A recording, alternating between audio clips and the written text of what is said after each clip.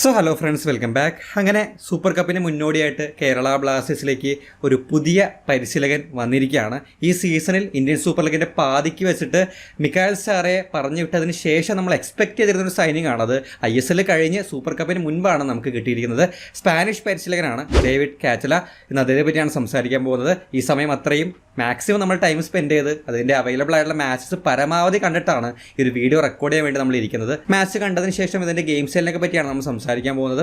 ഒരുപാട് ലാഗടിപ്പിക്കുന്നില്ല, നേരെ കാര്യത്തിലേക്ക് വരാം. സോ പലരും ഈ ഒരു കോച്ചിനെ പറ്റി സംസാരിക്കുമ്പോൾ എല്ലാവർക്കും അറിയേണ്ട ഒരു കാര്യം, ഇവാൻ വുക്കമനോസിനെ പോലൊരു കോച്ചാണോ, ആ ടൈപ്പ് ഗെയിം സ്റ്റൈലാണോ, ആ ഒരു ഫോർമേഷനാണോ എന്നുള്ളതൊക്കെയാണ്. പക്ഷേ ഇതിൻ്റെ മാച്ചുകൾ കണ്ടതിന് ശേഷം എനിക്ക് ഇവാൻ വുക്കമനോസ് ആയിട്ടല്ല, മിക്കായൽ സാറായിട്ടാണ് കൂടുതൽ സിമിലാരിറ്റി തോന്നിയത്. വീഡിയോ ആരും കട്ട് ചെയ്ത് പോകരുത്. സാറെ പോലെ എന്ന് പറയുമ്പോൾ കംപ്ലീറ്റ്ലി അതുപോലെയല്ല, അദ്ദേഹത്തിൻ്റെ സ്റ്റാറുടെ കുറച്ച് വീക്ക്നെസ്സുകൾ ഇദ്ദേഹം സ്ട്രെങ്ത് ആക്കി മാറ്റിയെടുക്കുന്ന കാര്യങ്ങളൊക്കെ ഉണ്ട്. സോ ഈ സിമിലാരിറ്റി തോന്നാനുള്ള കാരണം അതിൻ്റെ മാക്സിമം മാച്ചസ് നമ്മൾ കണ്ടപ്പോൾ അവിടെ എല്ലാം അദ്ദേഹം യൂസ് ചെയ്യുന്ന ഫോർമേഷൻ, ഗ്രൗണ്ടിലേക്ക് വരുമ്പോൾ ഒരു single striker plus 2 wingers on side, ആ ഒരു രീതിയിലാണ് സ്റ്റാറെ നമ്മളെ പരിശീലിപ്പിച്ചിട്ടുള്ളത്.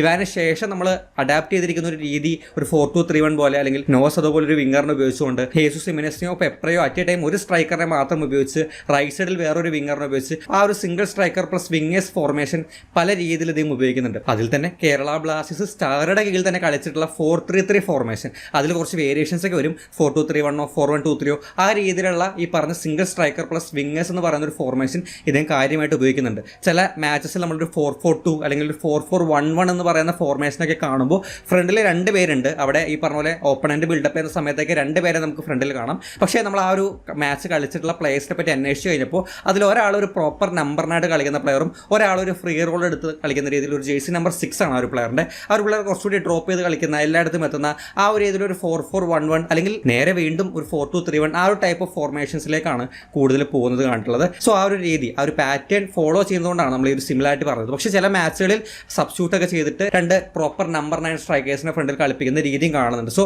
ഇവിടെ ഈ പറഞ്ഞൊരു പെർട്ടിക്കുലർ ഫിക്സഡ് ഫോർമേഷനിൽ മാത്രം നിന്ന് കളിക്കുന്ന രീതിയിലല്ലാതെ ചെറിയപ്പോൾ തന്നെ വേരിയേഷൻസ് കൊണ്ടുവരാൻ കഴിയുന്ന, അല്ലെങ്കിൽ അതിന് വില്ലിംഗ് ആയിട്ടുള്ള ഒരു കോച്ചായിട്ട് തന്നെ തോന്നുന്നുണ്ട്. ആൻഡ് അതിൻ്റെ മാച്ചുകൾ കണ്ടപ്പോൾ എനിക്ക് ഏറ്റവും ഇൻട്രസ്റ്റിംഗ് ആയിട്ട് തോന്നിയതും ഒരുപാട് അറ്റാക്കിംഗ് പാറ്റേൺസ് അവൈലബിൾ ആയിട്ട് തോന്നിയിട്ടുള്ള ഒരു ഫോർമേഷൻ എന്ന് പറയുന്നത് 4-3-3 തന്നെ ഒരു വേരിയേഷൻ, ഒരു അറ്റാക്കിംഗ് സൈഡ് ഉണ്ട് 4-1-2-3. ആ ഒരു മിഡ്ഫീൽഡിലേക്ക് വരുമ്പോൾ ഒരു വി ഷേപ്പിലായിരിക്കും അവിടെ മിഡ് ഉണ്ടാവുക. ഒരു സിംഗിൾ DMF പ്ലസ് 2 ഹാഫ് സ്പേസിൽ കളിക്കുന്ന സെൻട്രൽ മിഡ്ഫീൽഡേഴ്സ്. ഈ സെയിം പാറ്റേൺ അല്ലെങ്കിൽ ഈ സെയിം ഫോർമേഷൻ ഇതേ രീതിയിൽ കളിക്കുന്ന ടീമിനെ നമ്മൾ സ്റ്റാറുടെ കേരള ബ്ലാസ്റ്റേഴ്സിലേക്ക് വരുന്നതിന് മുൻപേ അതിൻ്റെ മാച്ചുകൾ കണ്ടതിന് ശേഷം നമ്മൾ പറഞ്ഞിട്ടുണ്ടായിരുന്നു. പക്ഷേ അദ്ദേഹം ഇവിടെ കേരള ബ്ലാസ്റ്റേഴ്സിലേക്ക് വന്നതിന് ശേഷം ഈ ഒരു പർട്ടിക്കുലർ ഫോർമേഷൻ 4-1-2-3 അങ്ങനെ ഉപയോഗിച്ച് കണ്ടിട്ടില്ല. അദ്ദേഹം പല സമയത്തും 4-2-3-1 ഡബിൾ പിവറ്റിന് ഉപയോഗിച്ചുകൊണ്ട് ലൂണയെ സ്ട്രൈക്കേഴ്സിന് പിന്നിലായിട്ട് ഒരു ഫ്രീ പ്ലെയർ ആയിട്ട് ഉപയോഗിച്ചുകൊണ്ട് 4-2-3-1 ആണ് കൂടുതലും ഉപയോഗിച്ച് കണ്ടുള്ളത്. അതിനൊരു പ്രത്യേക കാരണമുണ്ട്, അതിലേക്ക് വരാം. ആൻഡ് ഇവിടെ നമ്മുടെ ഡേവിഡ് കോച്ചിലേക്ക് വരുമ്പോൾ ഇതിൻ്റെ ക്രൊയേഷ്യൻ ലീഗിലെ മാച്ചസ് ഒക്കെ എടുത്ത് നോക്കുകയാണെങ്കിൽ അവിടെ ഒരു വലിയ ശതമാനം മാച്ചസിൽ ഈ പറഞ്ഞൊരു അറ്റാക്കിംഗ് ഫോർമേഷൻ 4-3-3 തന്നെ ഒരു അറ്റാക്കിംഗ് വേരിയേഷൻ ആയിട്ടുള്ള 4-1-2-3 ഉപയോഗിക്കുന്നുണ്ട്. ആൻഡ് ഇവിടെ 4-1-2-3 ആ മിഡിൽ വരുന്ന 3 പേർക്കാണ് വളരെ ഇമ്പോർട്ടൻസും സ്പെഷ്യാലിറ്റീസ് ഉള്ളത്.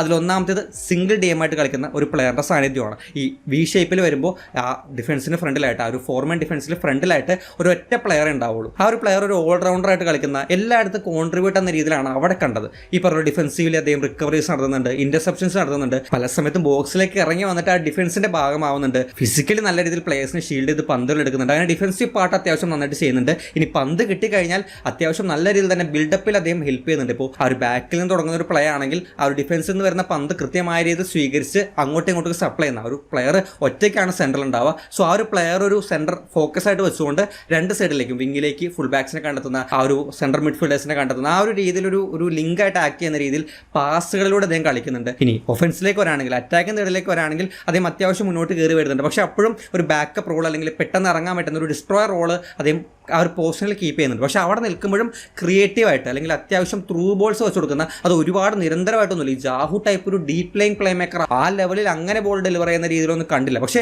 ആ പ്ലെയറിന് അത്യാവശ്യം ഈ പറഞ്ഞ പോലെ ത്രൂ ബോൾ കളിക്കാൻ പറ്റുന്ന, പന്ത് കിട്ടിക്കഴിഞ്ഞാൽ പാസുകൾ സപ്ലൈ ചെയ്യാൻ പറ്റുന്ന, ബോൾ ഹോൾഡ് ചെയ്യാൻ പറ്റുന്ന ആ ഒരു എബിലിറ്റി ഉണ്ട്. സോ അത്തരത്തിലൊരു പ്ലെയറിനെ, ഒരു നമ്പർ 7 ജേഴ്സിട്ട് കളിക്കുന്ന ഒരു പ്ലെയറിനാണ് അവിടെ കൂടുതലായിട്ടും ഉപയോഗിക്കുന്നുണ്ടത്. മറ്റൊരു പ്ലെയർ നമ്പർ 16 ജേഴ്സിട്ട് കളിക്കുന്ന പ്ലെയറും ആ ഒരു പ്ലെയറും ഇതേ രീതിയിൽ തന്നെ ബോൾ ഹാൻഡിൽ ചെയ്യാനും പാസുകൾ കൊടുക്കാനും ഡിഫൻസീവ് എബിലിറ്റീസ് ഉള്ള ബോൾ നല്ല രീതിയിൽ കൺട്രോളിൽ വെക്കാൻ പറ്റുന്ന ആ ഒരു ടൈപ്പ് ഓഫ് ഗെയിംസിലുള്ള ഒരു പ്ലെയറാണ്. ഇനി 2 പ്ലേയേഴ്സ് ഫ്രണ്ടിലുണ്ടെന്ന് പറഞ്ഞു. ഈ 2 പ്ലേയേഴ്സിൻ്റെ പൊസിഷൻ നോക്കുകയാണെങ്കിൽ 2 ഹാഫ് സ്പേസസിലായിട്ട് സ്ട്രൈക്കറിൻ്റെ ഇടതും വലതുമായിട്ട് പിറകിലായിട്ടാണ് ഇവർ നിൽക്കുന്നത്. ആൻഡ് ഇവർക്കും ഈ പറഞ്ഞ പോലെ അറ്റാക്കിംഗ് വൈസും ഡിഫൻസീവ്ലി നല്ല രീതിയിലുള്ള റോളുകൾ എടുക്കാൻ പറ്റുന്നുണ്ട്. അതിൽ ഇവരുടെ പൊസിഷൻ വൈസ് തന്നെ നോക്കുകയാണെങ്കിൽ 2 CMF ഉള്ളതുകൊണ്ട് തന്നെ 2 വിങ്ങറിനും നല്ല രീതിയിലുള്ള സപ്പോർട്ട്. വിങ്ങർ പല സമയത്തും ഐസൊലേറ്റഡ് ആയിട്ട് പോകാതെ അവിടേക്ക് ഒരു പന്ത് വരുമ്പോൾ ആ ഒരു പ്ലെയറിന് വിങ്ങിലൂടെ മാത്രം മുന്നോട്ട് പോകാന്ന് പറയുന്ന ഒരു ഓപ്ഷൻ മാത്രം അവിടെ ഉണ്ടാവാതെ ഈ ഒരു പ്ലെയറിലേക്ക് ഇൻസൈഡിലേക്ക് പാസ് കളിക്കാൻ എപ്പോഴും ഈ ഒരു പ്ലെയർ അവൈലബിൾ ആയിരിക്കും. അങ്ങനെ പാസ് കിട്ടിയതിന് ശേഷം ഇതേ വിങ്ങറിനെ ത്രൂ ബോളിലൂടെ ഹൈ ബോളിലൂടെ ഒക്കെ കണ്ടെത്തുന്ന രീതിയിൽ ഈ പ്ലേയേഴ്സ് മാറുന്നുണ്ട്. ഈ പ്ലേയേഴ്സിന് അത്യാവശ്യം നല്ല രീതിയിലുള്ള ക്രിയേറ്റീവ് എബിലിറ്റി അല്ലെങ്കിൽ അത്യാവശ്യം നല്ല രീതിയിലുള്ള ക്രിയേറ്റീവ് പാസുകൾ കൊടുക്കാനുള്ള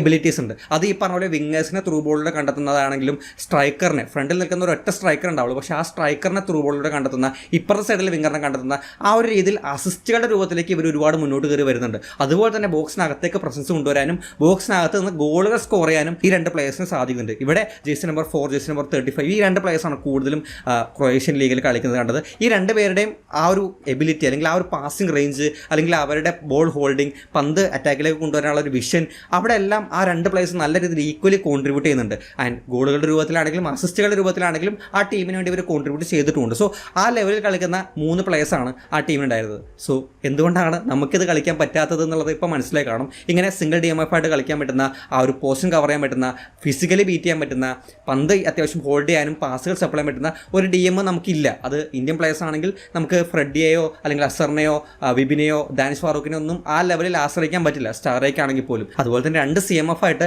ഹാഫ് സ്പേസിൽ കളിക്കാൻ പറ്റുന്ന രീതിയിൽ നമുക്ക് പ്ലേയേഴ്സ് അവൈലബിൾ ആണ്. ലൂണയുണ്ട്, ഡാനിഷ് ഫാറൂഖ് ഉണ്ട്, വിപിൻ ഉണ്ട്. പക്ഷേ അവരുടെ ആ ഒരു ലെവൽ അല്ലെങ്കിൽ ഈ ഒരു പ്ലേയേഴ്സിനെ യൂസ് ചെയ്യുന്ന രീതിയിലേക്ക് അവർ ഗോൾ സ്കോറിംഗിലേക്ക് വരുന്നതാണെങ്കിലും അസിസ്റ്റുകളുടെ രൂപത്തിലേക്ക് വരുന്നതാണെങ്കിലും അവർക്ക് ആ ലെവലിലേക്ക് എത്താൻ പറ്റിക്കണമെന്നില്ല. സോ അതുകൊണ്ടായിരിക്കാം ഓവർ അഗ്രസീവായിട്ട് പോവാതെ ഒരു സ്റ്റെബിലിറ്റി കിട്ടുന്ന രീതിയിൽ ഡിഫൻസീവ് മിഡ് അല്ലെങ്കിൽ ഒരു ഡബിൾ പിവറ്റിനെ ആ ഒരു ഡിഫൻസീവിൽ ഇറക്കി നിർത്തി കളിച്ച് ഒരാളെ മാത്രം ഫ്രണ്ടിൽ നിർത്തി ആ ലെവലിൽ കളിപ്പിച്ചു. സോ ഈ ഒരു സിസ്റ്റം അല്ലെങ്കിൽ ഒരു 4-1-2-3 ഫോർമേഷൻ ഇവിടെ കൊണ്ടുവരാണെന്നുണ്ടെങ്കിൽ അത് ഒരുപാട് അറ്റാക്കിംഗ് പാറ്റേൺസ് നമുക്ക് തുറന്ന് കിട്ടുന്നുണ്ട്. പക്ഷേ അതിനൊപ്പം തന്നെ അതിനനുസരിച്ചുള്ള പ്ലേയേഴ്സ് നമുക്ക് അവൈലബിൾ ആണെങ്കിൽ മാത്രമേ ഈ ഒരു ഫോർമേഷനിവിടെ വർക്ക് ആവുള്ളൂ. അല്ലെങ്കിൽ കോച്ച് അത് ഉപയോഗിക്കാനുള്ള ചാൻസസ് പോലും പ്ലേയേഴ്സിൻ്റെ അവൈലബിലിറ്റിക്ക് അനുസരിച്ചായിരിക്കും. നമുക്ക് അത്തരത്തിലൊരു ഫോറിൻ ഡിഫൻസീവ് മിഡ് തന്നെ വേണം അവിടെ ആ ഒരു പൊസിഷൻ കൈകാര്യം ചെയ്യാൻ. One of the central mid foreign player ആയിരിക്കണം. ലൂണയോ അല്ലെങ്കിൽ മറ്റൊരു പ്ലെയറോ സെൻട്രൽ മിഡ് ഒരു ബോക്സ് ടു ബോക്സ് കളിക്കാൻ പറ്റുന്ന ആ ലെവലിൽ ആ ഒരു ചാൻസസ് ക്രിയേഷനൊക്കെ പറ്റുന്ന ഒരു പ്ലെയറിന് അവൈലബിൾ ആണെങ്കിൽ മാത്രമാണ് ഈ ഒരു സിസ്റ്റം 4-1-2-3 ഫോർമേഷൻ നമുക്ക് സെറ്റ് ആവുക. അല്ലെങ്കിൽ സ്റ്റെബിലിറ്റിക്ക് ഈ പറഞ്ഞ പോലെ ഡിഫൻസീവ് മിഡ് ഡബിൾ പിവറ്റിനെ കളിപ്പിച്ച് 2 പേരെ ഡിഫൻസീവ്ലി അത്യാവശ്യം ഇറക്കിയിട്ട് കളിപ്പിക്കുന്ന രീതിയിൽ ഒരാളെ മാത്രം ക്രിയേറ്റീവ്ലി മുന്നോട്ട് വരുന്ന രീതിയിൽ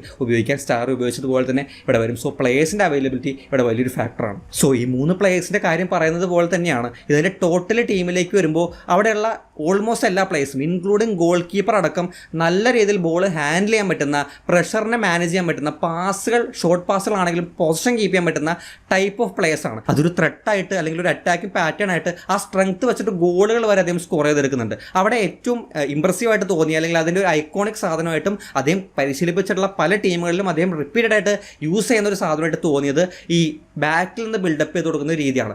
ബാക്കിൽ നിന്ന് ബിൽഡപ്പ് ചെയ്ത് നമ്മളെല്ലാവരും കേട്ടുള്ള ഒരു കാര്യമായിരിക്കും. പക്ഷേ ഇവിടെ ഗോൾ കീപ്പറിനെ വരെ യൂസ് ചെയ്തിട്ട് ഗോൾ കീപ്പർ ആ ഒരു കിക്ക് എടുക്കുമ്പോൾ 2 സെൻറ്റർ ബാക്കും ബോക്സിനകത്താണ് നിൽക്കുന്നത്. അവർ അത്രയും ഇറക്കിയിട്ടാണ് നിൽക്കുന്നത്. അതുപോലെ തന്നെ ഫുൾ ബാക്സ് 2 പേരും ആ ഷോർട്ട് പാസ് റിസീവ് ചെയ്യാൻ അത്രയും അടുത്തായിരിക്കും നിൽക്കുന്നത്. ആ ഫ്രണ്ടിൽ കളിക്കുന്ന മിഡ്ഫീൽഡിൽ കളിക്കുന്ന പ്ലേയേഴ്സ് മാക്സിമം ഇറക്കിയിട്ടുണ്ടാവും. സോ ഇങ്ങനെ മാക്സിമം പ്ലേയേഴ്സിന് ബാക്കിലേക്ക് ഇറക്കി നിർത്തി ടച്ച് ചെയ്ത് തുടങ്ങുന്ന രീതി നമുക്ക് പല മാച്ചുകളിൽ ഇത് കാണാൻ പറ്റും. ഇത് ശരിക്കും അദ്ദേഹം ടാക്റ്റിക്കൽ തന്നെ യൂസ് ചെയ്യുന്ന ഒരു കാര്യമാണ്. ഇവിടെ അദ്ദേഹം ചെയ്യുന്ന ഒരു കാര്യം ഓപ്പണൻ ടീമിനെ ഫ്രണ്ടിലേക്ക് ഇൻവൈറ്റ് ചെയ്യാണ്, അല്ലെങ്കിൽ ഓപ്പണൻ ടീമിനെ ഫ്രണ്ടിലേക്ക് ഓപ്പൺ അപ്പ് ചെയ്തെടുക്കുകയാണ്. നമ്മൾ സാധാരണഗതിയിൽ ഒരു ലോങ് കിക്ക് എടുക്കുമ്പോഴോ അല്ലെങ്കിൽ ഈ പറഞ്ഞ പോലെ ബാക്കിൽ നിന്ന് ബിൽഡപ്പ് ചെയ്ത് പതിയെ തുടങ്ങുന്ന സിറ്റുവേഷൻസിലെല്ലാം ഓപ്പണൻ്റെ കുറച്ച് ഡിഫൻസീവിൽ നന്നായിട്ട് നിൽക്കുന്ന സോൾഡായിട്ട് നിൽക്കുന്ന സിറ്റുവേഷൻ ആണെങ്കിൽ നമുക്ക് അവിടെ ഓപ്പണിങ്സ് ഇല്ല. അവർ നല്ല രീതിയിൽ കൺജസ്റ്ററായിട്ട് അവരുടെ ഫോർമേഷൻ സെറ്റ് ചെയ്ത് നമുക്ക് മുന്നോട്ട് പോകാനുള്ള ഓപ്ഷൻസ് അവൈലബിൾ അല്ലാത്ത സിറ്റുവേഷൻസിലേക്ക് അത് മാറും. പക്ഷേ ഇവിടെ പർപ്പസ്ഫുള്ളി ഓപ്പണൻ പ്ലേയേഴ്സിന് ഇങ്ങോട്ടേക്ക് അട്രാക്ട് ചെയ്യാണ്. ഇതുപോലെ ഷോർട്ട് പാസ് കളിച്ച് ബിൽഡപ്പ് ചെയ്യുമ്പോൾ ഓട്ടോമാറ്റിക്കലി ഈ പറഞ്ഞ പോലെ ഗോൾ കീപ്പറിൽ നിന്നൊരു എറർ വരാം, സെൻറ്റർ ബാക്കിൽ നിന്നൊരു എറർ വരാം. അങ്ങനെയാണെങ്കിൽ അവർക്ക് ഗോൾ അടിക്കാൻ എളുപ്പമാണ്. സോ അതുകൊണ്ട് അവർ അഗ്രസീവായിട്ട് മുന്നോട്ട് കയറി വരും. ഇൻറ്റൻഷനിൽ അല്ലെങ്കിലും ഹൈ പ്രസിംഗിലേക്ക് അവർ മാറും. അങ്ങനെ വരുമ്പോൾ അവരുടെ ഒരു മെജോറിറ്റി പ്ലെയർ നമ്മുടെ ഹാഫിൽ ആ ഒരു ടീമിൻ്റെ ഹാഫിലേക്ക് വരും. ആൻഡ് ഇവിടെ പ്ലേയേഴ്സ് ചെയ്യുന്നൊരു കാര്യം കൃത്യമായ രീതിയിൽ പാസ് കളിച്ചിട്ട് ഗോൾ കീപ്പറിന് സെൻറ്റർ ബാക്കിലേക്ക് ടച്ച് ചെയ്യും, തിരിച്ച് വീണ്ടും ഗോൾ കീപ്പറിലേക്ക് തന്നെ കൊടുക്കും. എന്നിട്ട് ആ ഗോൾ കീപ്പർ വീണ്ടും ഫുൾ ബാക്കിനെ കണ്ടെത്തും. അങ്ങനെ അവിടെ കുറച്ച് പാസുകൾ കളിച്ചിട്ട് ഒരൊറ്റ പാസ്സായിരിക്കും ഓപ്പൺ ഹാഫിലേക്ക്. അങ്ങനെ വരുമ്പോൾ ആ ഒരൊറ്റ പാസ് കൊണ്ട് തന്നെ അവരുടെ മെജോറിറ്റി പ്ലേയേഴ്സിനെ നമുക്ക് എലിമിനേറ്റ് ചെയ്യാൻ പറ്റും. പ്ലസ് അപ്പുറത്തെ ഹാഫിൽ ചാൻസ് കാത്തു നിൽക്കുന്ന ഒരു പ്ലെയർ ഉണ്ടാവും. ആ പ്ലെയർ ഓപ്പൺ ആയിരിക്കും, ആ പ്ലെയർ സ്പേസിൽ ഓപ്പൺ ആയിട്ട് നിൽക്കുകയായിരിക്കും. അവരുടെ മാക്സിമം പ്ലേയേഴ്സ് ഫ്രണ്ടിലേക്ക് കയറി നിൽക്കുമ്പോൾ ഈ പറഞ്ഞ രീതിയിൽ ഒരു പന്ത് ഒരു ഓപ്പൺ ഹാഫിൽ നിൽക്കുന്ന പ്ലെയറിലേക്ക് എത്തിക്കഴിഞ്ഞാൽ പിന്നെ അവിടെ അവിടെ അങ്ങോട്ട് മറ്റേ അവഞ്ചേഴ്സ് അസംബിൾ എന്ന് പറയുന്ന പോലെ എല്ലാവരും മുന്നോട്ടേക്ക് ഓടിപ്പോവാണ്. സോ അവിടെ ഒരുപാട് ഓപ്പണിങ്സ് സൈഡിലും വിങ്ങിലും ഒക്കെ ആയിട്ട് തുറന്നു കിട്ടും. ആ ഓപ്ഷൻസ് യൂസ് ചെയ്തുകൊണ്ട് മുന്നോട്ട് കയറി വന്ന് ഗോൾ അടിക്കുന്ന അതൊരു ഗോളിൽ തന്നെ അവസാനിക്കുന്ന 1-2 മുന്നേറ്റങ്ങൾ നമുക്ക് കാണാൻ പറ്റും. ഫ്രം ആ ഒരു ഗോൾ കീപ്പറിനെ തുടങ്ങി ബാക്കിൽ 2-3 ടച്ചസ് കളിച്ച് 4-ാമത്തെയോ 5-ാമത്തെ ടച്ച് ആ ഒരു ഓപ്പണന്റ് ഹാഫിലേക്ക് ഒരു പാസ് കൊടുക്കും. അങ്ങനെ ഓപ്പണന്റിന് യാതൊരു വിധത്തിലുള്ള ഈ പറഞ്ഞ ടച്ച് ചെയ്യാൻ ഒരു ചാൻസ് പോലും കൊടുക്കാതെ ഗോൾ കീപ്പറേയും തുടങ്ങി ഓപ്പണന്റ് ഹാഫിലേക്ക് എത്തി അവിടെ നിന്ന് ഒരു വിങ്ങിലേക്കായിരിക്കും പന്ത് പോകുന്നത്. അവിടെ നിന്നൊരു ക്രോസ് ആയിരിക്കും അകത്തേക്ക് വരുന്നത്. പക്ഷേ അവിടെ എല്ലാം നല്ല രീതിയിലുള്ള ഓപ്പണിങ്സ് ആണ് എല്ലാ പ്ലേയേഴ്സിനും കിട്ടുന്നത്, അറ്റാക്കിംഗ് പ്ലേയേഴ്സിന് കിട്ടുന്നത്. അങ്ങനെ കൺവേർട്ട് ചെയ്യുന്ന 1-2 ഗോളുകൾ നമ്മൾ കാണുന്നുണ്ട്. സോ ഇത് പല രീതിയിൽ ഉപയോഗിക്കുന്നുണ്ട്. ഇത് സെൻറ്ററിലേക്ക് തന്നെ ഇറക്കിയിട്ട് ആ പ്ലേയേഴ്സിനെ അട്രാക്ട് ചെയ്യുന്ന രീതിയിലും ഒരു സൈഡിലേക്ക് ഒരു റൈറ്റ് സൈഡിലായിരിക്കും. റൈറ്റ് സൈഡിൽ മാക്സിമം പ്ലേയേഴ്സിനെ ഒക്യുപ്പൈ ചെയ്തിട്ട് അവിടെ ഇതുപോലെ ഷോർട്ട് പാസുകൾ കളിച്ച് ട്രയാങ്കിൾസ് ഒക്കെ കളിച്ചിട്ട് ഇപ്പുറത്തെ സൈഡിലേക്ക് വിങ്ങിലേക്ക് സ്വിച്ച് ചെയ്യുന്ന ഒരു ലോങ് ബോൾ ഉണ്ടാവും. അങ്ങനെ വരുമ്പോൾ ആ സൈഡിൽ നിൽക്കുന്ന പ്ലെയർ ഫ്രീ ആയിരിക്കും. ആ പ്ലെയറിനെ ഒരു പന്ത് റിസീവ് ചെയ്യാനും ആ പ്ലെയറിനെ പന്തുമായിട്ട് മുന്നോട്ട് പോകാനൊക്കെ ഉള്ള ഒരു ഓപ്ഷൻസ് കിട്ടും. സോ ഇങ്ങനെയെല്ലാം പ്ലേയേഴ്സിനെ അട്രാക്ട് ചെയ്ത് ഓപ്പണൻ പ്ലേയേഴ്സിനെ ഫ്രണ്ടിലേക്ക് അട്രാക്ട് ചെയ്ത് പാസ് കളിച്ച് പെട്ടെന്നൊരു ഹൈ സ്വിച്ച് ഓവർ ഓപ്പണൻ ഹാഫിൽ നിൽക്കുന്ന തയ്യാറായി നിൽക്കുന്ന ഒരു പ്ലെയറിനെ കൊടുത്ത് പിന്നെ ഇവരൊരു അറ്റാക്കിംഗ് ട്രാൻസിഷനിലേക്ക് പോയി ഗോളുകൾ അടിക്കുന്ന അല്ലെങ്കിൽ അറ്റാക്കിലേക്ക് എത്തുന്ന മൂവ്മെൻറ്റ്സ് നമുക്ക് ഒരുപാട് കാണാൻ സാധിക്കും. സോ ഇത് അതിൻ്റെ ഒരു ഐക്കോണിക് സാധനമായിട്ടും ഒരു പക്ഷേ ബ്ലാസ്റ്റേഴ്സിലേക്ക് വരുമ്പോഴും ഇദ്ദേഹം ചെയ്യാൻ ചാൻസസ് ഉള്ള ഒരു കാര്യമായിരിക്കും. പക്ഷേ ഇത് കേൾക്കുമ്പോൾ തന്നെ ബ്ലാസ്റ്റേഴ്സ് ഫാൻസിന് എല്ലാവർക്കും പേടിയുള്ളൊരു കാര്യം, ഇത് നമ്മൾ ചെയ്ത് കഴിഞ്ഞാൽ നല്ല രീതിക്ക് ഇങ്ങോട്ട് ഗോൾ വരില്ല എന്നുള്ളത്. തീർച്ചയായിട്ടും വരാൻ ചാൻസസ് ഉണ്ട്. ഈവൻ ഇദ്ദേഹത്തിൻ്റെ ടീം ഉപയോഗിക്കുമ്പോൾ പോലും അതിൽ ഫെയിൽ വരുന്നതും ഇപ്പുറത്തേക്ക് ഒരു ചാൻസായി മാറുന്ന സിറ്റുവേഷൻ നമ്മൾ കാണുന്നുണ്ട്. പക്ഷേ ഇവിടെ മിസ് പാസുകളാണ് ഒരു പ്രശ്നം.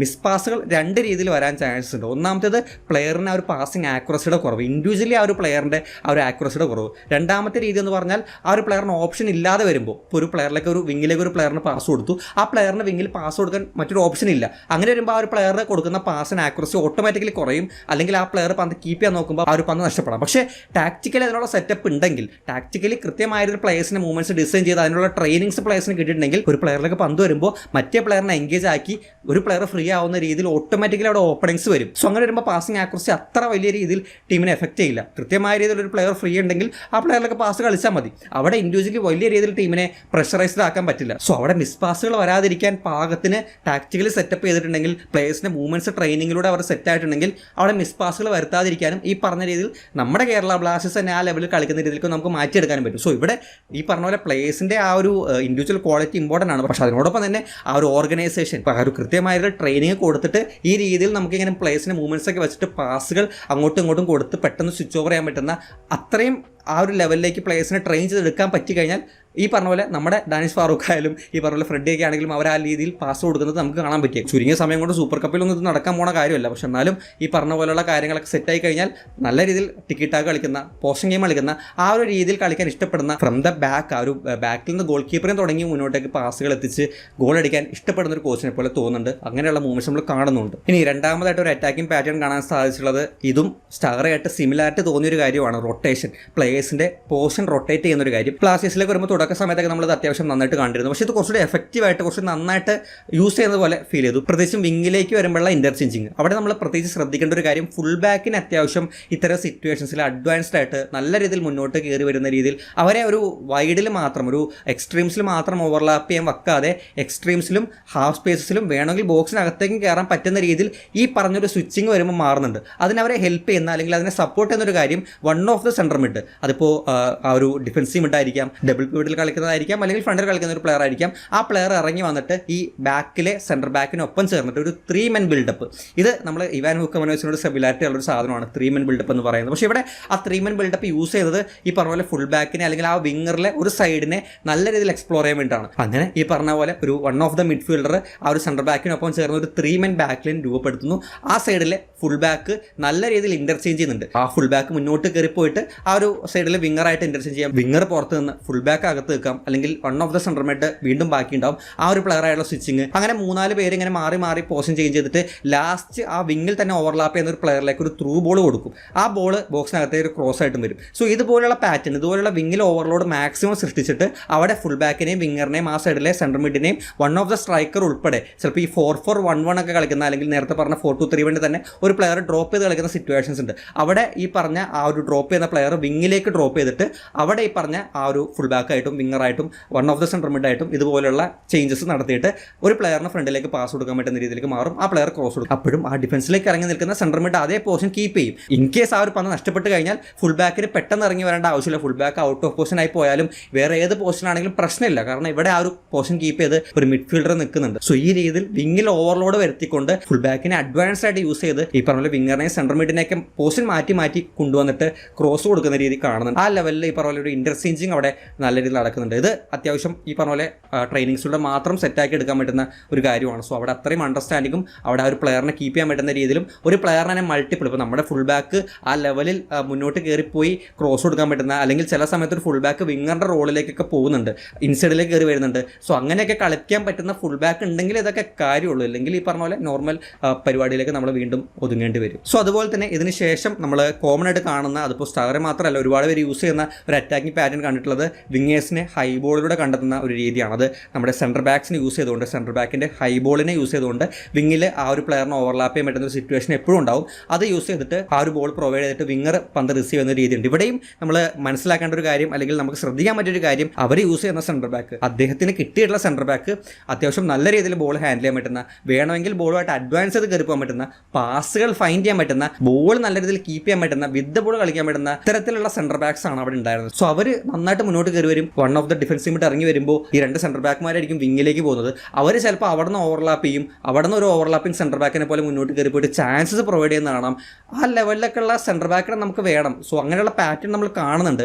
അവിടെ സെൻറ്റർ ബാക്കുമാർ പ്രൊവൈഡ് ചെയ്യുന്ന അസിസ്റ്റുകൾ വരെ നമ്മൾ കാണുന്നുണ്ട്. സോ അത്തരത്തിലുള്ള രീതിയിൽ സെൻറ്റർ ബാക്കിനെ യൂസ് ചെയ്യുന്നുണ്ട്. അതും കാണാൻ സാധിച്ചൊരു കാര്യമാണ്. പക്ഷേ അവിടെയും നമുക്ക് റിക്വയർമെൻ്റ് ഉള്ളത് ആ ലെവലിൽ ബോൾ കീപ്പ് ചെയ്യാൻ പറ്റുന്ന, ബോൾ ഹാൻഡിൽ ചെയ്യാൻ പറ്റുന്ന സെൻറ്റർ ബാക്ക് നമുക്ക് ഉണ്ടെങ്കിൽ ഈ പാറ്റേൺ വർക്കൗട്ട് ആവുള്ളൂ. ഇനി ഇതിൻ്റെ സ്ട്രൈക്കേഴ്സിലേക്ക് വരുമ്പോൾ, ഇത് യൂസ് ചെയ്യുന്ന സ്ട്രൈക്കേഴ്സിൻ്റെ പ്രത്യേകതയിലേക്ക് വരുമ്പോൾ അവിടെയും ഈ പറയുന്ന ബോൾ ഹാൻഡ്ലിംഗ് തന്നെയാണ് മെയിൻ. കാരണം 50 നമ്പർ ജേഴ്സി കളിക്കുന്ന ഒരു പ്ലെയർ ഉണ്ട്. ആ ഒരു പ്ലെയർ അത്യാവശ്യം നല്ല രീതിയിൽ ഡ്രോപ്പ് ചെയ്ത് സെൻറ്ററിലേക്ക് ഇറങ്ങി വരുന്നു, വിങ്ങിലേക്ക് പോയിട്ട് ചിലപ്പോൾ ക്രോസ് കൊടുക്കുന്നു. ആ പ്ലെയർ ഗോൾ അടിക്കുക എന്ന് പറയുന്നത് മാത്രമല്ല ആ പ്ലെയറുടെ ലക്ഷ്യം. ആ പ്ലെയറിനെ ബോക്സിനകത്ത് കണ്ടെത്തുക എന്നുള്ളത് മാത്രമല്ല, ഗോൾ അടിക്കാൻ അവിടെ ഒരുപാട് പ്ലെയേഴ്സ് ഉണ്ട്. സെൻറ്റർ മിഡ് കയറിപ്പോയി ഗോൾ അടിക്കും, വിങ്ങർ കയറിപ്പോയി ഗോൾ അടിക്കും, സ്ട്രൈക്കറും ഗോൾ അടിക്കും. പക്ഷേ ഈ ഒരു പ്ലെയറിനെ കുറച്ചുകൂടി ഇറങ്ങി വന്ന് ആ ഒരു ബോൾ ഹാൻഡിൽ ചെയ്യാനുള്ള എബിലിറ്റി അവിടെയും കാണുന്നുണ്ട്. സോ 4-4 കളിക്കുന്ന സിറ്റുവേഷൻ ആണ്. ഇപ്പോൾ ചില സിറ്റുവേഷനിൽ ഈ പ്ലെയറും മറ്റൊരു നമ്പർ 9 ചേർന്നിട്ട് രണ്ട് സ്ട്രൈക്കേഴ്സ് ഒരുമിച്ച് കളിക്കുന്നുണ്ട്. അവിടെ ഈ പ്ലെയർ ഇറങ്ങി വന്നിട്ട് വിങ്ങിലേക്ക് ഒരു ത്രൂ ഒക്കെ കളിക്കുന്ന ഒരു സിറ്റുവേഷൻ കാണാൻ സാധിച്ചിരുന്നു. സോ നല്ല രീതിയിൽ ബോൾ ഹാൻഡിൽ ചെയ്യുന്ന, ബോൾ ക്യാരി ചെയ്യാൻ പറ്റുന്ന, അതേസമയം ഈ പറഞ്ഞ പോലെ ഒരു അറ്റാക്ക് വരുമ്പോൾ സ്ട്രൈക്കിംഗ് സോണിലേക്ക് വന്ന് കൺവേർട്ട് ചെയ്യാനും പറ്റുന്ന, ബോക്സിനകത്ത് ഫിനിഷ് ചെയ്യാനും പറ്റുന്ന രീതിയിലാണ് ആ സ്ട്രൈക്കറിനെ കാണാൻ സാധിച്ചുള്ളത്. സോ അത്യാവശ്യം യേസൂസ് ജിമിനസിന് സെറ്റ് ആവുന്ന ഒരു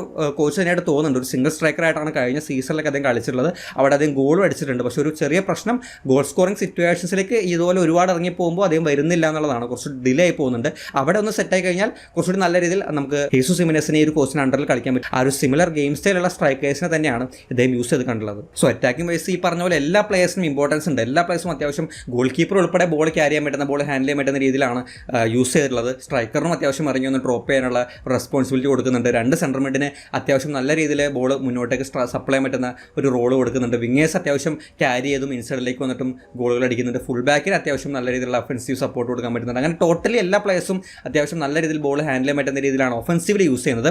ഡിഫൻസീവിൽ വരുമ്പോൾ, ഇനി ഡിഫൻസീവ് ഫേസിലേക്ക് വരുമ്പോൾ അവിടെ പറഞ്ഞ ഫോർമേഷൻ പല സമയത്തും ഒരു പ്ലെയറിനെ മാത്രം ഫ്രണ്ടിൽ നിർത്തിയിട്ട് ബാക്കി എല്ലാവരും ഇറങ്ങുന്ന രീതിയിൽ 4-5-1 അല്ലെങ്കിൽ 4-4-1-1 ആ രീതിയിലുള്ള ഡിഫൻസീവ് ഫേസിലേക്ക് പോകുന്നുണ്ട്. ആൻഡ് ഇവിടെ എനിക്ക് സ്റ്റാറായിട്ട് ഇവിടെയും സിമിലായിട്ട് തോന്നിയ ഒരു ഫോർമേഷൻ ഉണ്ട്, 5-4-1. സോ ഇത് ശരിക്കും പക്ക കോപ്പി പേസ്റ്റ് ആയിട്ട് തോന്നിയത് മോഹൻ ബഗാനെതിരെ സ്റ്റാറുടെ അവസാന മത്സരത്തിൽ അദ്ദേഹം ഒരു ഫോർമേഷൻ ട്രൈ ചെയ്യുന്നുണ്ട്. അവിടെ അദ്ദേഹം ട്രൈ ചെയ്യുന്ന ഒരു രീതി എന്ന് പറയുന്നത് സെൻറ്റർ ബാക്സിനൊപ്പം നവോച്ച സിംഗിനെ ഒരു എക്സ്ട്രാ സെൻറ്റർ ബാക്കായിട്ട് യൂസ് ചെയ്ത് ആ സൈഡിൽ തന്നെ ഒരു എക്സ്ട്രാ ലെഫ്റ്റ് ബാക്കിനെ കൊണ്ടുവന്ന് സൈഫിനെ കൊണ്ടുവന്നിട്ട് ഒരു 5-man ബാക്ക് ലൈൻ രൂപപ്പെടുത്തുന്നുണ്ട്. അവിടെ അറ്റാക്കിലേക്ക് വരുമ്പോൾ ഈ സൈഫ് മുന്നോട്ട് കയറിപ്പോയിട്ട് അറ്റാക്ക് ചെയ്യും. ഈ ലെഫ്റ്റ് ബാക്ക് നവോച്ച ഒരു ലെഫ്റ്റ് ബാക്കിൻ്റെ റോളിൽ ഡ്രോപ്പ് ചെയ്ത് ഇറങ്ങി നിൽക്കും. ഡിഫൻസിലേക്ക് വരുമ്പോൾ ഈ നവോച്ച ഒരു എക്സ്ട്രാ സെൻറ്റർ ബാക്കായിട്ട് ഒരു 3CB ഫോം ചെയ്യും. അവിടേക്ക് ഇറങ്ങി വന്നൊരു ലെഫ്റ്റ് ബാക്ക് പൊസിഷൻ സൈഫ് എടുക്കും. അങ്ങനെ ഒരു 5-4-1 ഡിഫെൻഡിങ്ങും അറ്റാക്കിലേക്ക് വരുമ്പോൾ ആ ഒരു ഫുൾ ബാക്ക് മുന്നോട്ട് കയറി പോകുന്ന, സൈഫ് മുന്നോട്ട് കയറി പോകുന്ന രീതി മോഹൻ ബഗാൻ അത് യൂസ് ചെയ്ത് അത് അത്യാവശ്യം ക്ലിക്കായി വരുന്നതുമാണ്. പക്ഷേ അവസാന നിമിഷം ഗോൾ വഴങ്ങിയതുകൊണ്ടാണ് ആ ഒരു സീസണിൽ പിന്നീട് നമുക്ക് സ്റ്റാറെ കാണാൻ പറ്റായിരുന്നത്. പക്ഷേ സിമിലർ സാധനം, ഇതേ സംഭവം തന്നെ നമ്മൾ ഈ ഒരു കോച്ച് ചില ഇമ്പോർട്ടൻറ്റ് മാച്ചുകളിൽ ആ ഒരു ലീഗിൽ ടഫായിട്ട് ടീം ഹാജുക് സ്പ്ലിറ്റ് എന്ന് പറയുന്ന ആ സീസണിൽ 3ാം സ്ഥാനത്ത് ഫിനിഷ് ചെയ്ത ടീമിനെതിരെ ഒരു മാച്ച് ഉണ്ട്. ആ ഒരു മാച്ച് ശരിക്കും ഇതിൻ്റെ മാച്ചുകൾ കണ്ടതിൽ എനിക്ക് ഏറ്റവും ഇഷ്ടപ്പെട്ട ഒരു മാച്ചാണ്. ആ മാച്ച് ഒരു പക്ഷേ നിങ്ങൾക്ക് അത്ര കാര്യമായിട്ട് ഇഷ്ടപ്പെടണമെന്നില്ല ഹൈലൈറ്റ്സ് കണ്ടു കഴിഞ്ഞാൽ. കാരണം ആ ഒരു മാച്ച് നല്ല രീതിയിൽ ഡിഫൻസീവ്ലി ഇറക്കിയിട്ട് ഒരു ബെസ്പാർക്കിംഗ് മോഡിലേക്ക് പല സമയത്തും പോകുന്ന ടൈപ്പ് ഓഫ് ഒരു മാച്ചാണ്. അവിടെ ഈ സിമിലർ ആയിട്ട് നമ്പർ 34 എന്ന് പറയുന്ന പ്ലെയർ ഒരു എക്സ്ട്രാ സെൻറ്റർ ബാക്ക് ആയിട്ട് കളിക്കുന്നുണ്ട്. ആ ഒരു പ്ലെയറിൻ്റെ ഡിസ്ക്രിപ്ഷൻ, ആ ഒരു പ്ലെയറിൻ്റെ പോസ്റ്റ് നമ്മൾ നോക്കി കഴിഞ്ഞപ്പോൾ അദ്ദേഹം ഒരു ലെഫ്റ്റ് ബാക്ക് ആണ്. അദ്ദേഹം ഈ പറഞ്ഞ ഡിഫൻസീവിൽ വരുമ്പോൾ മറ്റ് 2 സെൻറ്റർ ബാക്കിനൊപ്പം ചേർന്ന് ഒരു 3CB ഫോം ചെയ്യുന്നു. ഒരു എക്സ്ട്രാ പ്ലെയർ നമ്പർ 23 ആയിട്ട് കളിക്കുന്ന ഒരു ലെഫ്റ്റ് ബാക്ക് കൂടി എക്സ്ട്രാ ഒരു ഫോർമേഷനിലുണ്ട്. ആ ഒരു പ്ലെയർ ഈ പറഞ്ഞ ഡിഫൻസീവ് ഫേസിലേക്ക് വരുമ്പോൾ ആ ഒരു പ്ലെയറും കൂടി ആ ലൈനിലേക്ക് ചേർന്നിട്ട് ആ ഒരു റൈറ്റ് ബാക്കും ഈ പറഞ്ഞ എക്സ്ട്രാ ലെഫ്റ്റ് ബാക്കും ചേർന്ന് ഒരു 5 men ഫോം ചെയ്യുന്നു. ഇങ്ങനെ ഫോം ചെയ്തിട്ട് ആ ഒരു മാക്സിമം പ്ലെയറിനെ ബോക്സിനകത്തേക്ക് കളിപ്പിച്ചിട്ട് അവരുടെ ഒരുവിധപ്പെട്ട അറ്റാക്സ് ഒക്കെ ഈ പറഞ്ഞ രീതിയിൽ ഡിഫെൻഡ് ചെയ്ത് കളിയുടെ തുടക്കം തൊട്ട് ഫസ്റ്റ് ഹാഫിലൊക്കെ നമ്മൾ നോക്കുകയാണെങ്കിൽ അധികം കിട്ടുന്ന അവസരങ്ങളിൽ ഈ പറഞ്ഞ പോലെ അറ്റാക്കിലേക്ക് പോകുമ്പോൾ ഈ ഫുൾ ബാക്ക് മുന്നോട്ട് കയറി വരുന്നുണ്ട്, ട്രാൻസിഷനിലേക്ക് പോകുന്നുണ്ട്. പക്ഷേ മാക്സിമം ഒരു മാച്ച് ഫുൾ എടുത്ത് നോക്കുകയാണെങ്കിൽ കൂടുതലും ഈ ഒരു ടീമിൻ്റെ നമ്മുടെ കറ്റാല പരിശീലിപ്പിക്കുന്ന ടീമിൻ്റെ ഹാഫിലാണ് കളി നടക്കുന്നത്. പക്ഷേ അവർ എങ്ങനെയൊക്കെ ശ്രമിച്ചിട്ടും ഗോൾ അടിക്കാൻ പറ്റുന്നില്ല. അതിനുള്ള മെയിൻ കാരണം എന്ന് പറയുന്നത് ഈ പറഞ്ഞ രീതിയിൽ മാക്സിമം പ്ലേയേഴ്സിനെ ബോക്സിനകത്തേക്ക് കൊണ്ടുവരുന്നുണ്ട്. ഒരു ക്രോസ് ഇട്ടാലോ ഒരു പാരലൽ പാസ് ഇട്ടാലോ അത് ഡിഫെൻഡ് ചെയ്യാനും അത് ഇൻ്റർസെപ്റ്റ് ചെയ്യാനും ഒരുപാട് പ്ലേയേഴ്സ് ഉണ്ട്. മാർക്കിങ്ങും ഇൻ്റർസെപ്ഷനൊക്കെ തുരുതുരം നമ്മൾ കാണുന്നുണ്ട്. അങ്ങനെ ഡിഫെൻഡ് ചെയ്ത് ഒരു തരത്തിലും ആ ഒരു ടീമിന് സ്കോർ ചെയ്യാൻ പറ്റുന്നില്ല എന്ന് പറയുന്ന ഒരു ലെവലിൽ അവസാന നിമിഷം 90ാമത്തെ മിനിറ്റിൽ ഇഞ്ചുറി ടൈം 10 മിനിറ്റ് എക്സ്ട്രാ കൊടുക്കുന്നുണ്ട്. ആ ഒരു സമയത്ത് ഒരു ഗോൾ അടിച്ചിട്ട് 1-0 എന്ന മാർജിനിൽ ആ ഒരു കളി ജയിക്കുന്നുണ്ട്. കളി അവസാനിക്കുമ്പോൾ 3 പോയിന്റാണ് കിട്ടുന്നത്, അതും ടോപ്പിൽ നിൽക്കുന്ന ഒരു ടീമിനെതിരെ. സോ ഇവിടെ ഒരു സിമിലാരിറ്റി ആയിട്ട് സ്റ്റാരോടൊപ്പം നമ്മൾ പറഞ്ഞൊരു കാര്യം 5-4-1 ഡിഫെൻഡിങ്, അതിൽ എക്സ്ട്രാ 2 ലെഫ്റ്റ് ബാക്കിനെ ഒരു ലെഫ്റ്റ് ബാക്കിനെ സെൻറ്റർ ബാക്കായിട്ട് യൂസ് ചെയ്യുന്ന കാര്യമാണ്. പക്ഷേ ഇവിടെ സ്റ്റാറിൽ നിന്ന് ഡിഫറൻ്റ് ആക്കുന്ന ഒരു കാര്യം എന്ന് പറയുന്നത്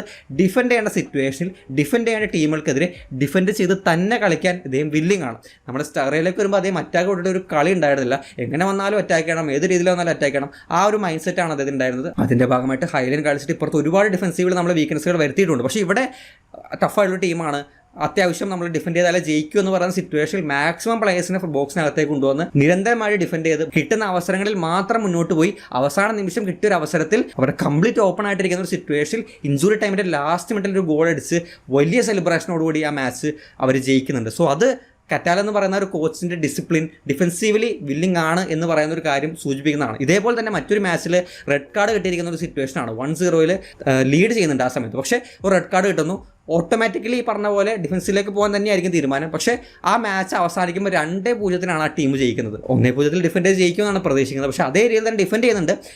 ഡിഫെൻഡ് ചെയ്ത് ലാസ്റ്റ് ഒരു കിട്ടിയ ചാൻസ് മുന്നോട്ട് കയറി പോയിട്ട് ഗോൾ അടിച്ചവർ 2-0 എന്ന് പറയുന്ന മാർജിനിൽ 10 പേരുമായി കളിച്ചിട്ട് കളി ജയിക്കുന്നുണ്ട്. ഇതേപോലെ തന്നെ ഒരു മാച്ചിൽ ഡിഫൻസീവിൽ കളിച്ചിട്ട് അവസാന നിമിഷം 70ാമത്തെ മിനിറ്റിൽ ഒരു ഗോൾ വാങ്ങി തോക്കുന്നുണ്ട്. അത് വേറെ കാര്യം. സോ ഇതെപ്പോഴും വർക്ക് ആവണമെന്നൊന്നുമില്ല. പക്ഷേ ഈ പറഞ്ഞ പോലെ സ്റ്റാറിൽ നിന്ന് ഡിഫറൻ്റ് ആക്കി നിർത്തുന്ന ഒരു കാര്യം ഡിഫൻസീവിൽ കളിക്കേണ്ട സിറ്റുവേഷൻ അത്തരം ഓപ്പണൻസിനെതിരെ ഡിഫൻസീവിൽ തന്നെ കളിച്ച് ഡിഫൻസ് ഉണ്ടാക്കാനുള്ള മൈൻഡ് സെറ്റ് ഇതിനുണ്ട്. അവിടെയും ഈ പറഞ്ഞ പോലെ തുരുതുര അറ്റാക്കിലേക്ക് പോവുക, നമ്മുടെ ലിമിറ്റേഷൻസ് മറന്നു മുന്നോട്ട് പോകുന്ന ഒരു കാര്യം ഒരു പക്ഷേ ഇദ്ദേഹം ചെയ്യില്ലെന്ന് വിചാരിക്കാം. ആ ഒരു സീസണിലെ അതിൻ്റെ കണക്കുകളെടുത്ത് നോക്കുകയാണെങ്കിൽ 19 മാച്ചിൽ 5 എണ്ണത്തിൽ മാത്രമാണ് വിജയിച്ചിട്ടുള്ളത്, 4 എണ്ണം ഡ്രോ ആണ്. ഈ 5-4 9 മാച്ചിൽ 7 മാച്ചും ക്ലീൻ ഷീറ്റാണ്. ആ 5 മാച്ച് ജയിച്ച 5 മാച്ചും ക്ലീൻ ഷീറ്റാണ്. അവിടെ ഒരു ഗോൾ പോലും തിരിച്ചു വഴങ്ങിയിട്ടില്ല. അതിനുശേഷം കഴിഞ്ഞ തൊട്ടടുത്ത സീസണിൽ അതിൻ്റെ കണക്കിലെടുത്ത് നോക്കുകയാണെങ്കിലും അവിടെയും 7 ക്ലീൻ ഷീറ്റ് അതിനുണ്ട്. 8 മാച്ച് വിജയിച്ചു, 8 മാച്ച് ഡ്രോ ആയി. അതിൽ ജയിച്ച മെജോറിറ്റി മാച്ചും ക്ലീൻ ഷീറ്റോട് കൂടിയാണ് ജയിച്ചത്. സോ വർക്കായിട്ടുള്ള മാച്ചസിൽ ഈ പറഞ്ഞ അറ്റാക്കിംഗ് സൈഡും ഡിഫൻസീവ്ലി നിന്ന് കളി ജയിപ്പിച്ചിട്ടുള്ള മാച്ചുകളിൽ ഒരു ഗോൾ പോലും വഴങ്ങാതെ കളി ജയിപ്പിക്കാൻ ഇതിന് സാധിച്ചിട്ടുണ്ട്. അതിൻ്റെ അവിടെ